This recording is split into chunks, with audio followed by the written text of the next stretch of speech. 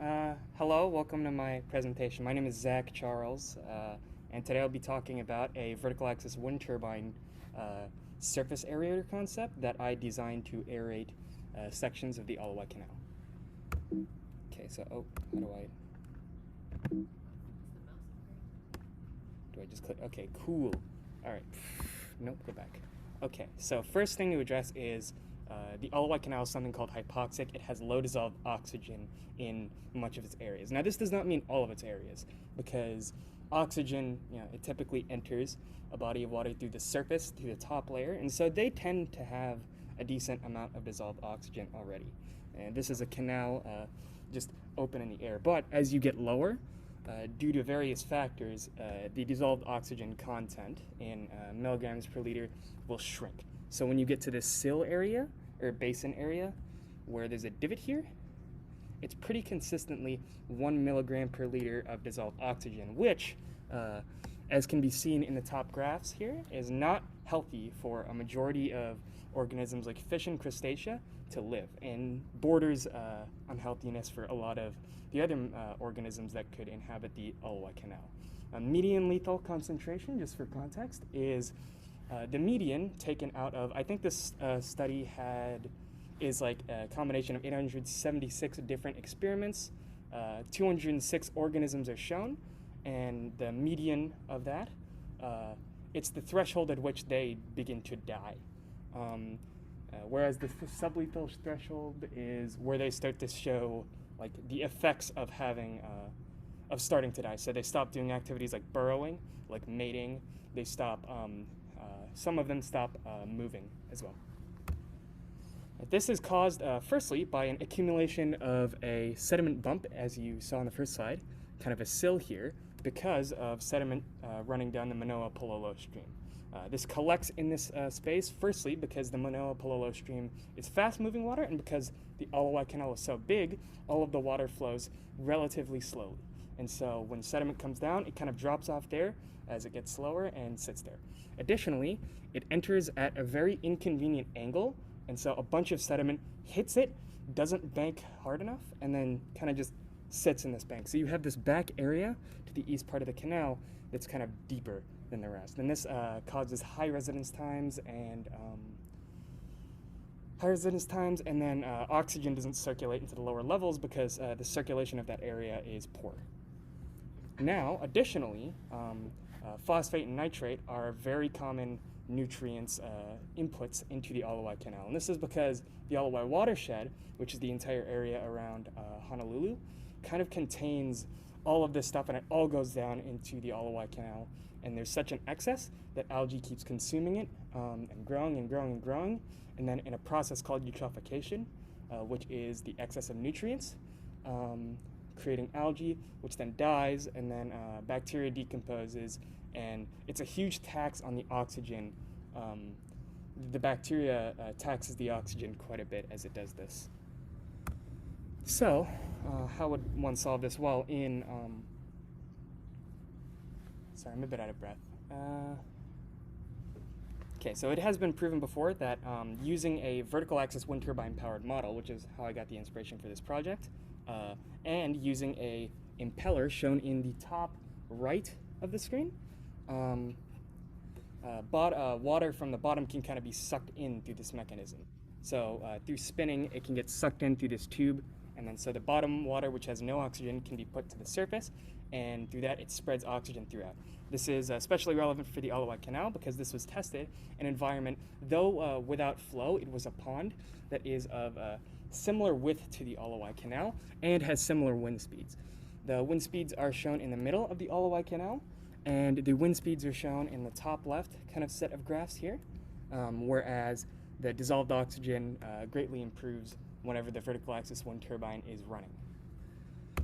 Now, another way to combat this, oops, that's a bit of a slide error, but another way to combat this is by directly putting oxygen into the water using diffusers like membranes and pumping it in through there. This takes a lot of power, but it can be very effective, as seen in this graph. This is the Rock Creek aeration system. It's in the Chesapeake Bay, and it pretty much has a station that will pump oxygen through here, and it'll come up like this. However, for what the LOI is capable of, based on things that I'll get to later, this is too much power demand to make this feasible, and so I am using the impeller model. Now, the reason why this is infeasible is because you can't have big power stations in the LOI canal. One special thing about it, firstly, is because of how the LOI canal goes from a really high elevation to really low elevation relatively quickly. Floods are relatively common. And since it's on the shore, storms are also relatively common. And so putting big, heavy, permanent installations into the LOI canal can be troublesome because firstly, it's very susceptible to damage, and secondly, even if it were not damaged, the chance of a failure causing electrical harm to somebody, because putting electrical things in the water is bad, or the chance of it getting detached is very high. Now, the floods are also a very big problem in the LOI that's being addressed. Shown here is a diagram of a possible flood that could happen 1 year out of 100 years. That would flood a majority of the area. And so putting things inside the LOI canal to, I guess, improve water quality is dangerous if there is no plan.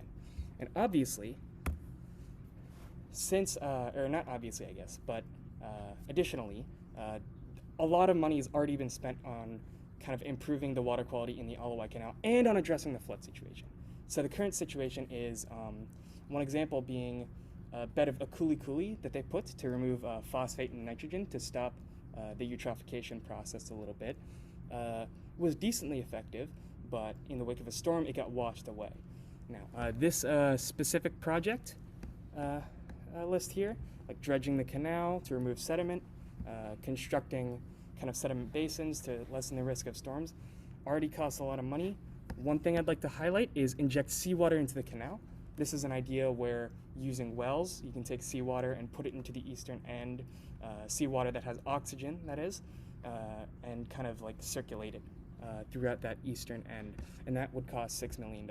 And so cost is not, especially with the concern of floods, something that we can be very liberal with. It has to be a low-cost solution that is implemented. And so with the ideas of LOI canal needing to be circulated so that oxygen can reach the lower levels, LOI canal needing to have more oxygen than is consumed by bacteria that decomposes algae, and the LOI canal needing to have a solution that is cheaper and that is, if not resistant to flood damage, heavy flood damage, can be moved out of the way, and that is what I chose here.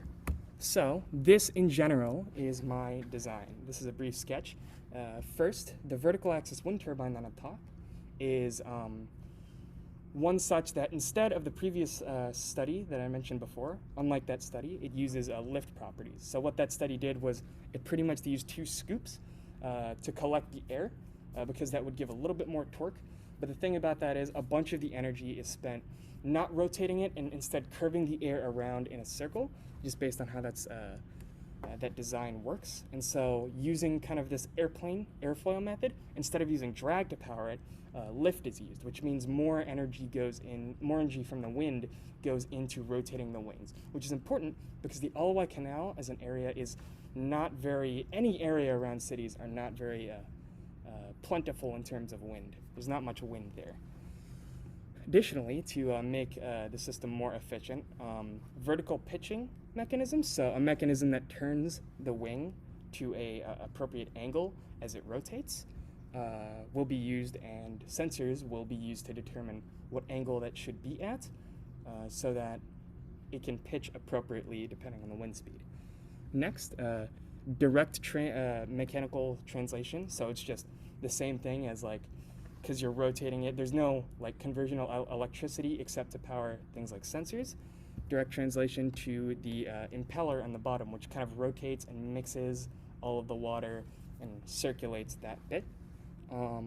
However, since it is an area with flow, there might be times where circulation is not an ideal thing to do because the tide might be going out. So all of this I guess, opening for oxygen is kind of wasted on that. And so, in order to save power and energy, another system should be was developed to, I guess, prevent it from going out to sea, like all of the oxygen. All right, so in general, and this is a physical version that I built. This was for the first slide to test, I guess, how If the structure was effective, in general, something like this could, although perhaps not completely solve every single problem of the LOI, enable somewhat of an environment for native fish to survive in, if not travel in through easily. The fish pictured here is an aopu, or Stenogobius hawaiiensis, which is a native Hawaiian fish that travels upstream into the upstream through the Alawai into the Manoa Palolo stream to have young and to live. Furthermore, though, I also made a CAD of this, and so that I needed to make the first model. I made kind of a system here to test if it would generate electricity or not, kind of a gear system here. So I've prototyped the vertical axis wind turbine, but one thing that I hope to do is to actually make a smaller version and prototype it in a wind tunnel. I also intend to make a smaller version of the airfoil system to see if that would work with such a comparatively, because the Alawai Canal is much deeper than a pond. And finally, to devise, this is including figuring out how this would work, devise a cleaning mechanism for it, because it is very likely that dust and solids would get stuck in the little tube of the impeller. And finally, to deploy it, but this is very far ahead in the future if it would be. Okay, so some advice from this. Sorry, I apologize, I'm out of breath. For a project like this, it's never going to seem simple, I guess, is what I learned. One important thing, even though I didn't get like much physically in front of me besides the prototype that I built, need to keep going. So one thing that I had a problem with was being discouraged by how much I had to figure out and how much I had to do. For this, kind of just need to tough through it. But additionally, when facing problems like this, it's important to remember that perspective is a very big thing. And so this is why I put a sponge here. You need to absorb a lot of things, and you need to be flexible. You need to look through to a bunch of people if you're stuck, or to look through of any possible solution and keep going. And I think through that, I could have done a lot better. For instance, as an engineering project, relying on my main mentor, Dr. Chan, is not like, Dr. Chan can be very helpful, but I could have reached out to many other people from the disciplines that I was studying and gotten a lot farther, I think. Okay, and some people that I'd like to acknowledge. First, Dr. Chan, supervising my research project. Next, a lot of the gearbox components to transfer, because initially for the prototype it was a transfer to like a thing to test if it would generate electricity, was made using I-department materials. So this is the water jet, this is like the motor, this is the pulleys that I used for that system. If I could go back, this system is the system I'm talking about mainly. I'd also like to thank my dad for helping me build the initial prototype, and I'd like to thank Miss Sailors for kind of troubleshooting and brainstorming with me about how the presentation would go out. So yeah, thank you.